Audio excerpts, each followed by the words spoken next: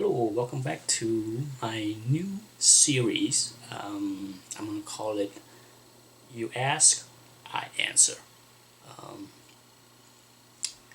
Occasionally, I get emails from other YouTube members on a variety of topics such as opinion on grading, grading helps, opinion on buying certain books or selling certain books, or how to collect all kind of questions.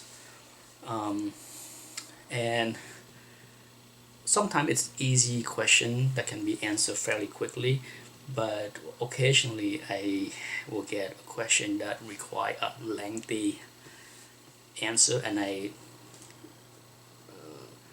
don't want to type up a wall of text to reply. So I decided to shoot videos going forward for those questions that require a lengthy reply. And I got a question from Dr. Von Chilla, John, and let me see if we can pull up the question. But he asked an interesting question that, for the most part, I think I do know the answer. But here is his question: Why would Marvel suddenly drop the X-Men title into reprints immediately following the uber classic Roy Thomas, Neil Adam, Tom Palmer run? It is one of the great comic mystery that defies logic. There are other part of his question that I probably will save for the second part of this video, because I think just this part alone will take a few minutes to answer. Keep in mind that what I'm talking about is basically something that I put together based on what I've read and heard and talked about over the years. Certainly, I don't know everything, and a lot of it should come with a caveat that it's just what I speculate. Okay, not there is no hard facts on what I am about to talk about. But one thing that we do know is that the X-Men title in the Silver Age is probably one of the least collected Marvel title. If you look at if you watch the video on the speculations and the price guide, X-Men 1 was $60 even in 1978. So back in 1969, basically the X-Men title are on the chopping block because sale was pretty poor, and if you go back and read Silver Age X-Men, as I have, it's not a surprise. I will go into another video another time to talk about how poorly Silver Age X-Men were for the most part. But by 1969,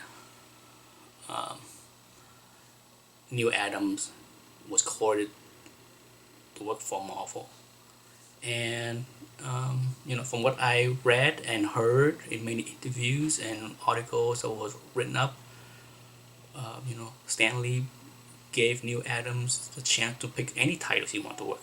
He, it's with most people that have greatness, they tend to choose something that have the biggest challenge. That's part of being great, is take on the hard project, right? Why take the easy way out? So I think that's one reason why, if not the main reason why, Neil Adams said, "Give me the X-Men.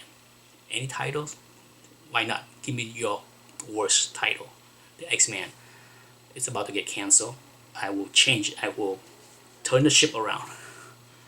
And as luck has it, he was teamed up with Roy Thomas and Tom Palmer, and the result are a classic. Okay, now my speculation is Neil Adams most likely drew many of the books, between 56 and 63, way ahead of time, before they were published. So he could have drew 56, 57, 58, 59, even before the first issue hit the newsstand. And back in the sad old days, not the good old days, the sad old days, sales data was slow to come by. On top of that is the issue of newsstand. You have to understand, back in those days, comic was sold in newsstand, not local direct comic shop where, the publisher like Marvel would know exactly how many to print, and that's the print run. Back in those days, you would, ship the books to the comic book shops, or to the place, newsstand, 7-Eleven, convenience store, wherever that sell comic books, and they would sit on the stand for 3 months. I could be wrong in this, but I believe back in those days, books are set on the stand for 3 months or more before they were allowed to be returned for refund. So, think about this. Neal Adams drew a bunch of issues, before 56 hit the stand.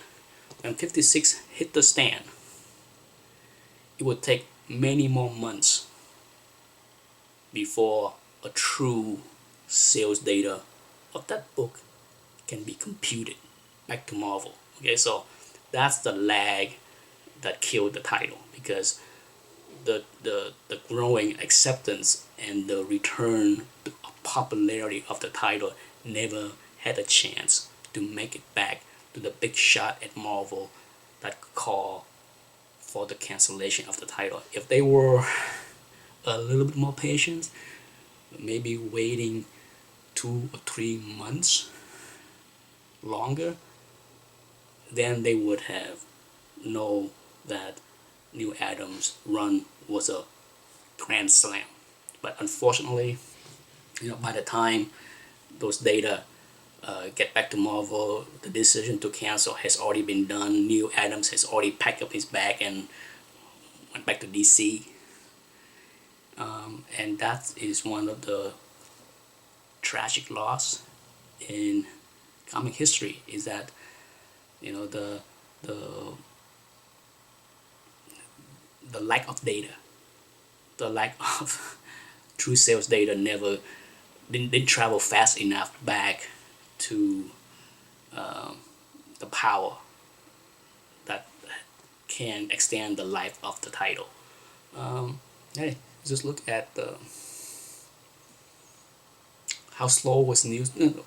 We are spoiled today by the speed of light of any news, whether it's comic books, movies, or political or world news, anything. These days, everything happened like that, and I think we are spoiled by it. Hey, just take a look at the price guide. Perfect example of the price guide is, how of the 1978 price guide that I show in one of my video, how X-Men 94 was 60 cents, well after the popularity of the new X-Men has already exploded, yet the news has not hit certain market or certain power, like Mr. Overstreet. So it is not out of the realm that what happened to the X-Men run was purely the cause of old news that didn't travel fast enough. And that the saddest part of that is the acceptance of Neal Adams by this time, by 1969, is already well known. Okay, Neal Adams was not a mystery. Everybody know and love Neal Adams already. So it is shocking to me that the power at Marvel at the time did not have the patience to see the sales data, because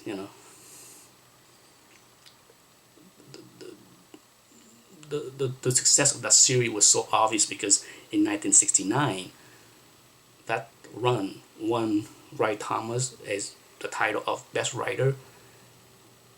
Neil Adams got the Best Penciler, and Tom Palmer got the title of Best Inker for 1969. So, as far as the fanzine, the fandom was concerned, it was recognized, it was well received, it was well loved. It just not travel at the lightning speed fast enough back to the power. But that's why X-Men was canceled and went into reprint. Now, the reprint is somewhat of a mystery to me, but I have my own speculation why it happened. Okay, so when they decided to cancel the X-Men, no doubt reprinting the book on a bi-monthly basis was a profitable venture for Marvel. At the end of the day, it's all about profit, okay? And think about this. The reprint costs very little for Marvel to produce because back in those days, they don't have to pay the writers, the penciler, the inker, nothing. Okay, they just reprint the stuff and make a few coins. And the reason to do it was just to make more money. Easy money. Because, the X-Men was still relevant. It was not well collected, but they are still relevant. They still appear as guests in other titles over those in the next 4 years that the book will cancel. And for sure, the data of the sales of those reprint were not bad because they would have been straight out canceled, but they were good enough, and part of it had to be the direct connection to the success of the New Adams run, because the New Adams run was so successful, it brought in a lot of new collectors to the X-Men, in my own speculation, that after New Adam left, Marvel did realize that they did gain a whole bunch of new fans, so let's just milk the cow some more. Let's do some reprint, some rerun, and make some extra coin that way. But that is my own thinking of why, other than that, I don't really have a good answer to why they didn't outright cancel the title instead of going in a 4-year print of rerun. The next part of the question had to deal more with why and how the new X-Men and Chris Claremont and Dave Cockrum got to be involved with the book, and I will talk about that in the next part, in the second part of this You Ask, I Answer series. Anyhow, thanks for watching. Until next time.